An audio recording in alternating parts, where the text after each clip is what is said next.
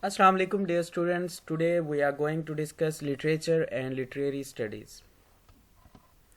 So in today's lecture we will discuss literary studies. What is the difference between literature and literary study? Literature versus literary studies. What is literary theory? Traditional literary criticism, formalism and new criticism, Marxism and critical theory, structuralism and post-structuralism, new historicism, and cultural materialism. Dear student, first of all, we'll deal with literary studies. Literary studies is the study of written works of the imagination, of which poetry, drama, and narrative fiction constitute today the most familiar types of genres. Most students and teachers of literature, however, see it as a more complex matter. It might be more accurate to describe it as a set of methods for examining the richness and diversity of experience through unusual uses of language, through a language that we recognize as different from everyday language and that thereby aspires to produce a reflection of and on the world not available to us otherwise. As such, literary works are also primary documents for investigating national histories, world events, the individual psyche, race, class, gender, science, economics, religion, the natural world, layer, and the other arts. Because literary studies engage with countless other disciplines, it is among the most interdisciplinary of any field of the study. So now we'll deal with what is the difference between literature and literary studies. While literature is an art, obviously we all know that to perform it you have to be artistically talented. Literary study is a social sciences and you need to study it. It's very beautifully explained that while literature is an art and to perform it you have to be artistically talented. Literary studies is a social sciences and you need to study it. The first one does not necessarily require education, but the latter one requires a great command of literary texts, genres, and most important of all, literary theory. Thus, at least an undergraduate degree, of course, you must also have a wide perspective and a great love for reading. So now we'll discuss Literature versus Literary Studies by David Lane. So it's a review type given by David Lane about literature and literary studies. The State of English department has been on my mind of late, so I am interested that the new issue of review devotes 3 long articles to the topic, what is literary studies. That alone suggests that my perception that something amiss is widespread. No doubt the timing also has to do with the modern language. Association meetings opening later this week in San Francisco. And how did I fail to work up some scam to be there rather than central between Christmas and the New Year? So I am not going to spend a lot of time here, at least not now, bewailing how literature is taught on how curricula are structured. More immediately interesting for the sake of the KR blog is the growing paradox that writing of literature, or at least the attempt to do so, is thriving as never before both in undergraduate and graduate institutions. The point is that students of all ages and the KR Young Writers program is evidence as well do still care about literature. They love it, they read it, They want to write it and be part of the ever more healthy community of writers and readers. I don't think this is just misguided narcissism or large fraud perpetrated by MFA administrator. These students' rights and certainly those who teach them are well aware of market realities. They know putting pen to paper or digit to keyboard is not any way to get rich or famous. The odds are far better with lotteries and lightning strikes. There is a kind of altruism at the heart of the that may well be native, but I find quite moving. A further irony, as commercial publishing is collapsing at about the same speed as the Madoff Ponzi scheme, the hundreds of literary magazines in print and increasingly online are finding audiences. They may be small, have always been, but people are reading, submitting, participating. The literary community is thriving as never before. Readers in the future may well be a relatively small niche of an infinitely fragmented population, but I am convinced more than ever that they will never disappear altogether, no matter how the media change that provides story, poems, and essays. Now back to the classroom. I am increasingly of the mind that English departments are playing a desperate game of emperor's clothes. No, that's not it. More like pay no attention to the phony wizard behind the curtain. In today's academy, no single literary curriculum has any real coherence. Each department has its rationale, of course, its requirements for measure to fulfill, but it all seems a shame, a way of doing the reality that there's no substantial underlying coherence or agreement. I don't need to get into name calling about political correctness or academic fashion or theory bashing. It's just that few literature teachers, myself included, really agree any longer on what we are trying to do or why.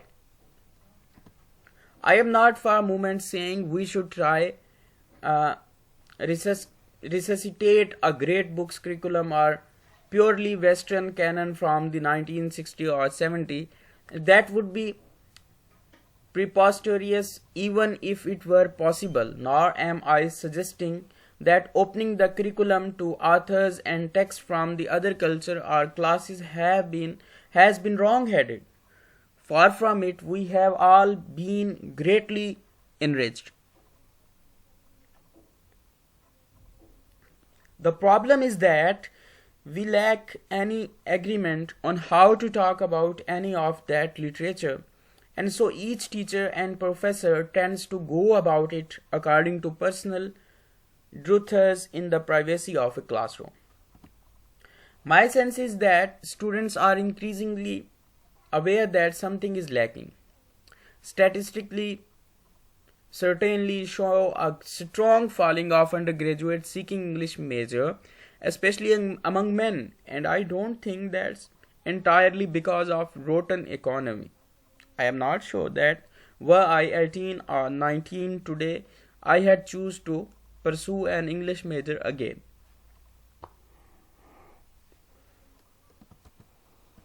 Years ago, in my first year in college, good Lord, I am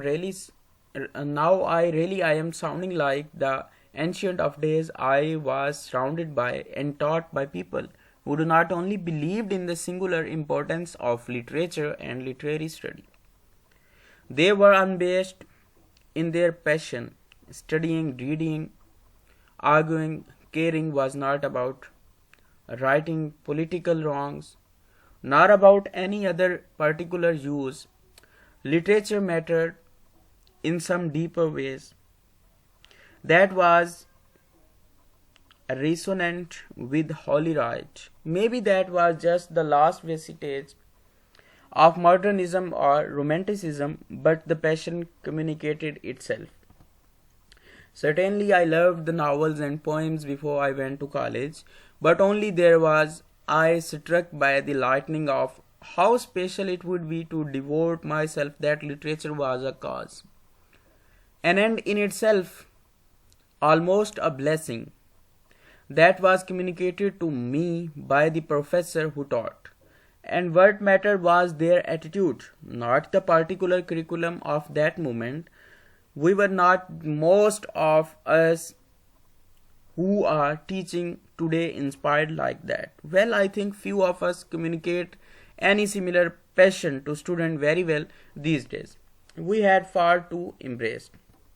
So, dear students, that was a review we have discussed here by David Lan, Literature versus Literary Studies. So, I think so it will be very useful for your exams too.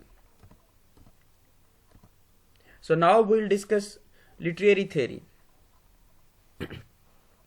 Literary theory is the body of ideas and methods we use in the practical reading of literature. By literary theory, we refer not to the meaning of a work of literature, but to the theories that reveal what literature can mean. Literary theory is a description of the underlying principles, one might say the tools, by which we attempt to understand literature. All literary interpretation draws on a basis in theory but can serve as justification for very different kinds of critical activity. It is literary theory that formulates the relationship between author and work. Basically, this is the thing that he is saying, that it is literary theory that formulates the relationship between author and work. So, literary theory develops the significance of race, class, and gender for literary study, both from the standpoint of the biography of the author and an analysis of their thematic presence within the text. Literary theory offers varying approaches for understanding the role of historical context in interpretation, as well as the relevance of linguistic and unconscious elements of the text.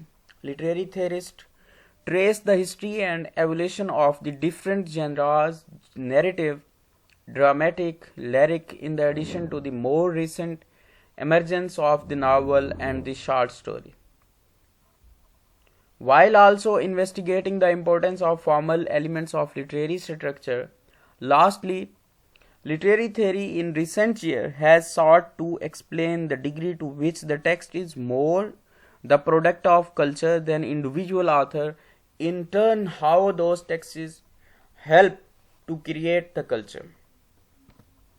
So now, what is literary theory? Literary theory sometimes designated critical theory or theory, and now undergoing a transformation into cultural theory within the discipline of literary studies, can be understood as the set of concepts and intellectual assumption on which rests the work of explaining or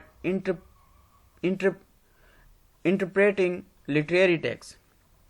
Literary theory refers to any principle derived from internal analysis of literary text or from knowledge external to the text that can be applied in the multiple interruptive situations. All critical practice regarding literature depends on an underlying structure of ideas in at least two ways. Theory provides a rationale for what constitutes the subject matter of criticism, the literary and the specific aims of critical practice, the act of interpretation itself. For example, to speak of the unity of the Oedipus, the king explicitly invokes Aristotle's theoretical statement on poetics. To argue, as does that Joseph Conrad, The Heart of Darkness, fails to grant full humanity to the Africans it depicts is a perspective informed by a post-colonial literary theory that presupposes a history of exploit, exploitation and racism. Critics that explain the climatic drawing of Edna in the Waking as a suicide generally call upon a sporting architecture of feminist and gender theory, the structure of ideas that enables criticism of literary work may or may not be acknowledged by the critic. And the status of literary theory within the academic discipline of literary studies continues to evolve. Literary theory and the formal practice of literary interpretation runs a parallel but less well known course within the history of philosophy and is evident in the historical record at least as far back as Plato. The Cartels contains a Plato's meditation on the relationship of words and the things to which they refer, Plato's skepticism about signification that words bear no etymological relationship to their meaning but are arbitrarily imposed becomes a central concern in the 20th century to both structuralism and post-structuralism. However, a persistent belief in reference, the notion that words and images refer to an objective reality has provided epistemological, that is, having to do with theories of knowledge, support for theories of literary representation throughout most of Western history until the 19th century. Art, in Shakespeare's phrase, held a mirror up to the nature and faithfully recorded an objectively real world independent of the observer. Literature is not history representing facts of life with the truth and accuracy, so that men of later generations can acquire their knowledge of the past times by the study of the literature of the times. Though literature and life are vitally linked up, mere photographic representation of life does not constitute true literature. The creative artist shares his intellectual pleasures with the readers through his artistic or imaginative presentment of the life that has moved him to his depth of feeling and thought.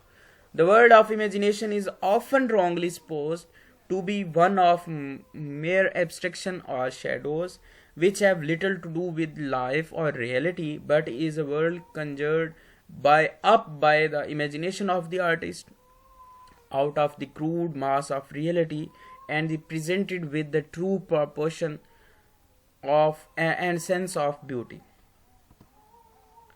Modern literary theory gradually emerged in Europe during the 19th century.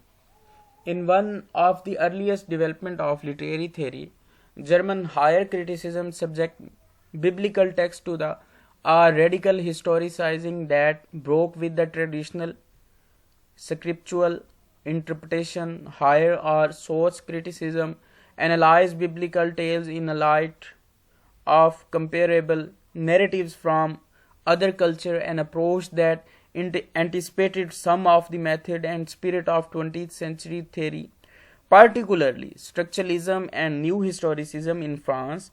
The eminent literary critic Charles Augustin Saint maintained that a work of literature could be explained entirely in terms of biography, while novelist Marcel Proust devoted his life to the refuting Saint in a massive narrative which he contended that the details of the life of the artist are utterly transformed in the work of art.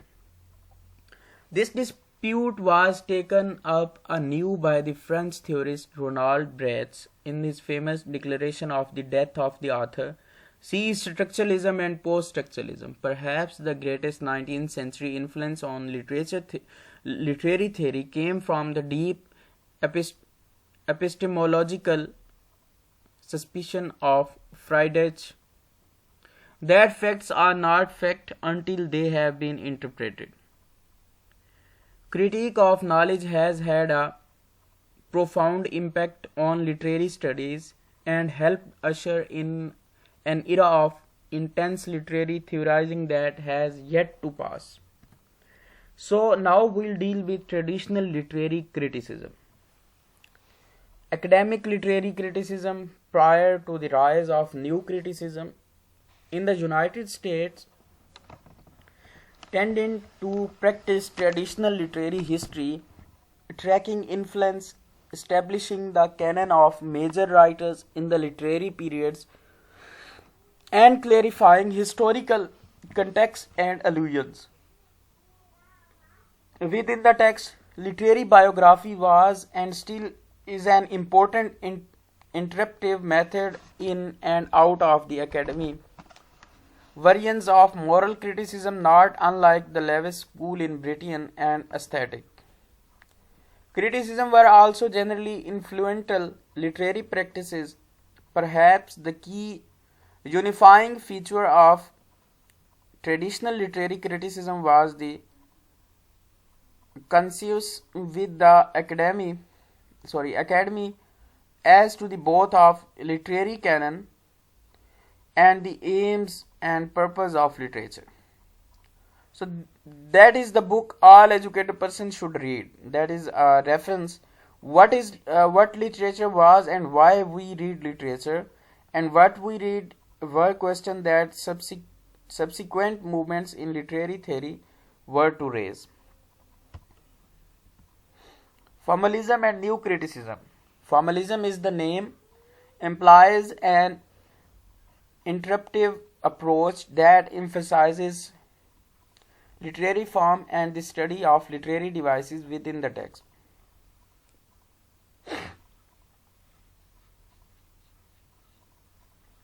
The work of the formalist had a general impact on later developments in structuralism, and other authors of narrative formalism like structuralism sought to place the study of literature on a scientific basis through objective analysis of the motives, devices, techniques, and other functions that comprise the literary work. The formalists placed great importance on the literariness of text, those qualities that distinguish the literary from other kinds of writing. Neither author nor context was essential for the formalist. It was the narrative that spoke the hero function, for example, that had meaning. Form was the content. A plot device or narrative strategy was examined for how it functioned and compared to how it had functioned in other literary works. Of the Russian formalist critics, Roman and Victor, probably the most well known. So now we'll deal with Marxism and critical theory. Marxist literary theories tend to focus on the representation of class conflict as well as the reinforcement of class distinctions through the medium of literature. Marxist theorists use traditional techniques of literary analysis but subordinate aesthetic concern to the final social and political meaning of literature. Marxist theorists often champion authors sympathetic to the working class and authors whose work challenges economic inequalities found in capitalist societies. In keeping with the totalizing spirit of Marxism, literary theory arising from the Marxists have not only sought new ways of understanding the relationship between economic production of literature but all cultural production as well. Marxist analysis of the society and history have had a profound effect on the literary theory and practical criticism, most notably in the development of the new historicism and new cultural materialism. So, structuralism and post-structuralism. Like the new criticism, structuralism sought to bring to literary studies a set of objective criteria for analysis and intellectual rigor. Structuralism can be viewed as an extension of formalism, in that the both structuralism and formalism devoted their attention to matters of literary forms, for example, structure, rather than social or historical content, and that both bodies of thought were intended to put the study of literature on a scientific, objective basis. Structuralism relied initially on the ideas of the Swiss linguist Ferdinand de Saussure.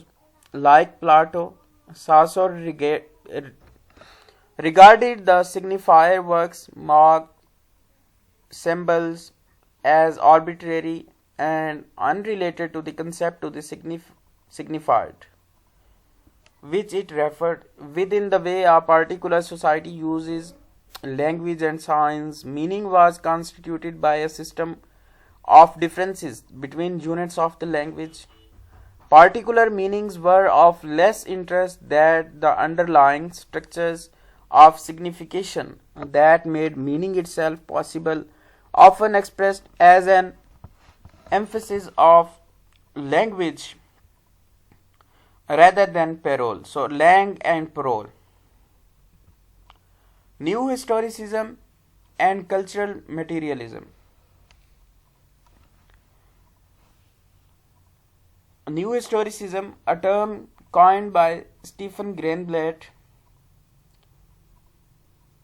designates a body of theoretical and interpretive practices that began largely with the study of early modern literature in the United States.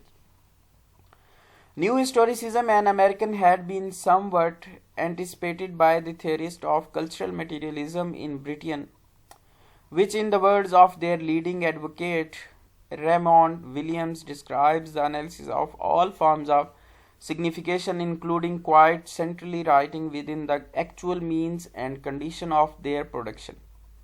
Both new historicism and cultural materialism seeks to understand literary texts historically and reject the formalizing influence of previous literary studies, including new criticism, structuralism, and deconstruction, all of which in varying ways privilege the literary text and place only secondary emphasis on historical and social context. According to new historicism, the circulation of literary and non-literary texts produce relationships of social power within a culture. New historicism that differs from traditional historicism in literary studies in a several crucial ways, rejecting traditional historicism premise of neutral inquiry. New historicism accepts the necessity of making historical value judgment. According to new historicism, we can only know the textual history of the past because it is embedded. A key term in the textually of the present, and it concerns text and context are less clearly distinct in new historic practice. Traditional separation of literary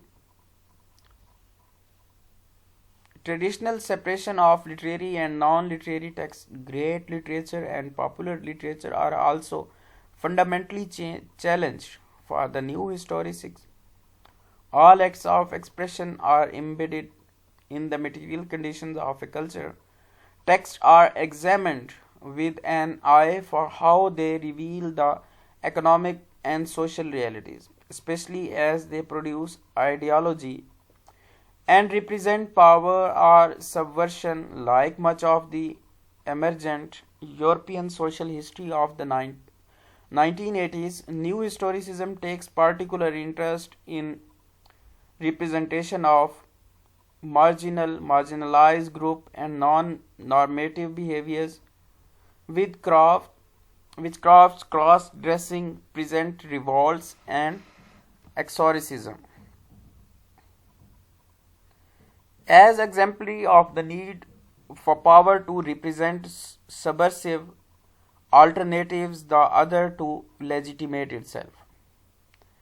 So, new historicism thought differ from the traditional historicism in the literary studies in several crucial ways. So, this is the thing that we are dealing with, the new historicism and cultural materialism. So, new historicism is a term obviously that is coined by Stephen Greenblatt, but new historicist thought differs from traditional historicism. This is the thing that we have to deal with it. So with this we'll conclude today's lecture. So inshallah, see you next. So take care and stay home. Thank you. Allah Hafiz.